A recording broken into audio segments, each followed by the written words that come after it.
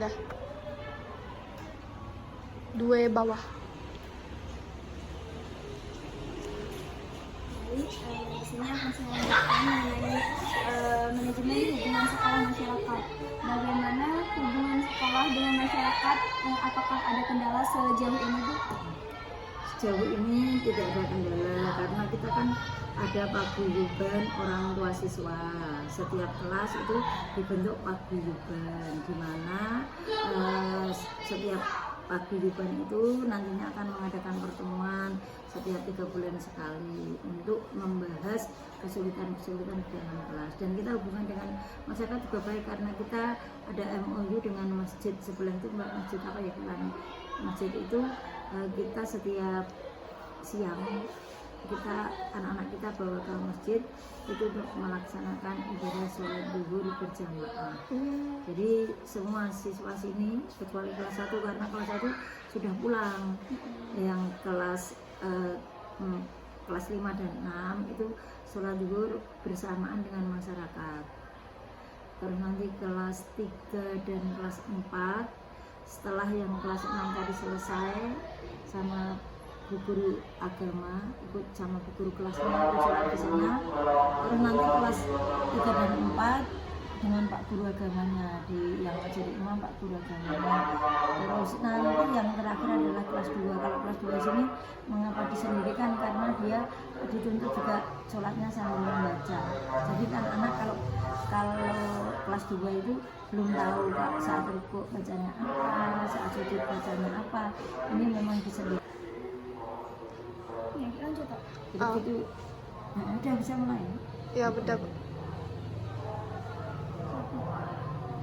Terus juga kan di samping sholat berjamaah, bekerja sama dengan masjid, kita juga bekerja sama dengan warga sekitar, tokoh-tokoh masyarakat di sini. Kadang-kadang masyarakat ini untuk dulu ya kita undang, diajak bergabung dengan sekolah, ataupun kalau ada wilayah yang punya kegiatan kita ya kadang membantu. Misalnya kalau ada fogging kita ya ikut turunan, atau kalau ada kerja bakti kita ya kadang-kadang ikut bareng-bareng. Ini gimana deh? Iya. Untuk pertanyaan selanjutnya itu, usaha apa yang dilakukan sekolah untuk meningkatkan untuk pertanyaan selanjutnya, usaha apa yang dilakukan sekolah untuk meningkatkan popularitas sekolah ini, Bu? Ya tentunya dengan meningkatkan mutu pendidikan. Terus kita juga mengadakan IHT. Dengan adanya IHT harapannya kualitas gurunya akan meningkat, terus pembelajarannya juga akan lebih bervariasi, berinovasi ya guru-gurunya. Terus masyarakat kan akhirnya akan melihat hasil lulusan SD Purabaya itu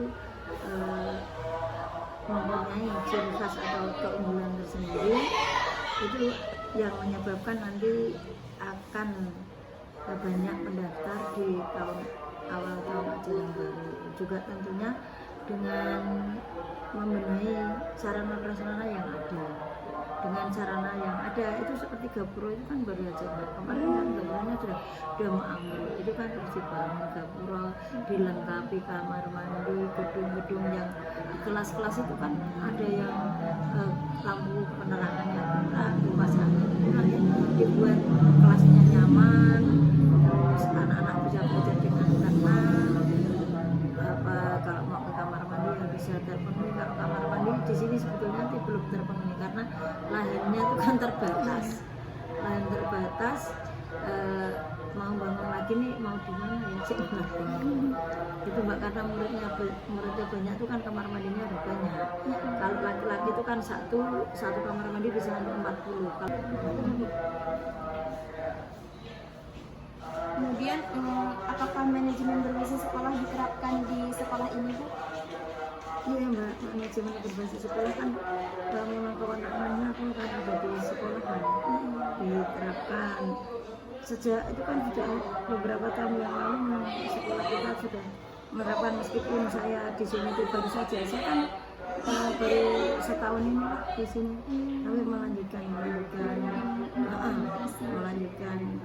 apa yang sudah dijalankan oleh kepala sekolah terdahulu di SD Kerapia ini. Kemudian dalam penerapannya sejauh ini apakah pernah dilakukan rapat yang melibatkan warga sekolah? Iya, di awal tahun pelajaran kita selalu ngadakan rapat, rapat internal guru dulu, terus setelah itu kita punya program apa, kita undang komite itu kan ya orang tua siswa kan, tapi ada sendiri Pak Guyuban. Jadi itu rapat di awal tahun yang biasanya sekaligus menyusun program-program yang sudah dibuat sekolah, mungkin ada tambahan ataupun persetujuan dari saat rapat. Kemudian dalam penerapan manajemen berbasis sekolah ini apakah pernah dilakukan rapat penyusunan program sekolah, Bu? Iya, termasuk RKS tadi kan Mbak, uang segitu itu mau dibelanjakan apa saja. Oh ini kok mau ANBK, belum punya komputernya belum genap, oh punya beli komputer. Oh ini kok guru laptopnya ada yang butuh ditambah laptopnya. Oh kok ini papan tulisnya sudah rusak, beli papan tulis, kan itu dianggarkan di awal tahun ajaran. Harus tidak bendaranya dan kepala sekolahnya yang menganggarkan, tapi kan melalui musyawarah itu kan kita pikir bersama-sama. Untuk rapatnya apakah membutuhkan waktu yang lama, Bu? Rapatnya kadang-kadang ya tidak cukup sekali sih Mbak, mungkin kan rapat rapat hanya awal, rapat penyampaian wacana kegiatan aja, besok itu biasanya dikerjakan di rumah oleh bendera. Nah ada lagi rapat penentuan sudah dibik atau belum. Kalau iya itu, jadi kadang sampai 2 atau 3 kali.